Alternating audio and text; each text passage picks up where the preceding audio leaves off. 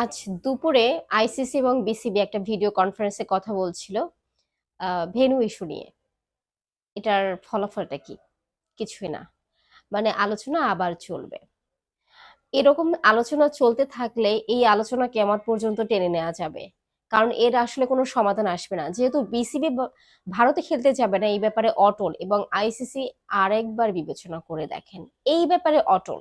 তো সেখানে আসলে আলটিমেটলি কোনো ফলাফল আসবে না।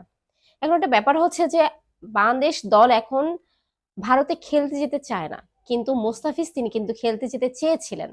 তাকে সেখানে সিকিউরিটি কনসার্ন সেই সব বিষয়, উগ্রবাদী লোকজন এসব কথা বলে, কথা বলা না, কিন্তু ঘটনাগুলো তো এগুলোই, কারণ তো এগুলোই, এগুলোই বলে তাকে বাদ দেওয়া হয়েছে। যেখানে একটা মানুষকে বাদ দেওয়া হয়েছে সেখানে পুরো একটা টিম তারা লাল সবুজের জার্সি পরে এখানে সেখানে ঘুরবে, এই ব্যাপারটা দেখে উগ্রবাদী যারা আছে তারা কিভাবে সহ্য করবে? এটাকে এত গভীরে দেখার কিছু নয়, সহজভাবে দেখলে ব্যাপারটা এটাই যে বাংলাদেশের আসলে ওখানে কোনো নিরাপত্তা নাই। শুধু যে বাংলাদেশি মানুষদের নিরাপত্তা নাই তা না, ওখানে নিজেরাও অনেক গন্ডগোল করে, বড়দিনের অনুষ্ঠান উদযাপন করতে দেয় না, ভিন্ন ধর্মের লোকদের উপরে হামলা করে, এটা তো একেবারে আহ সবসময় হতেই থাকে।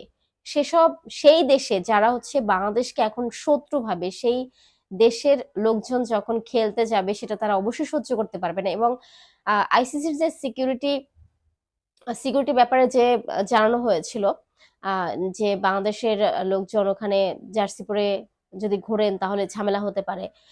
মোস্তাফিজ ইস্যু, আচ্ছা মোস্তাফিজ ইস্যু যদি আলাদা কোনো ইস্যু হয়ে থাকে সেটাও তো তারা আসলে জানাবে যে মোস্তাফিজ একটা আলাদা ইস্যু এবং সে এই কারণে খেলতে পারবে না, বা তার প্রতি ক্ষোভ এরকম, সেটাও তো জানাবে। কিন্তু মোস্তাফিজ একা খেলতে পারবে না কিন্তু পুরো বাংলাদেশ দল খেলতে পারবে, এটা কেমন ধরনের কথা হলো? এবং এটাই আসলে এই যে হাইব্রিড মডেলে যে বিশ্বকাপটা আয়োজন করা হয় সেটার তো কারণ এটাই।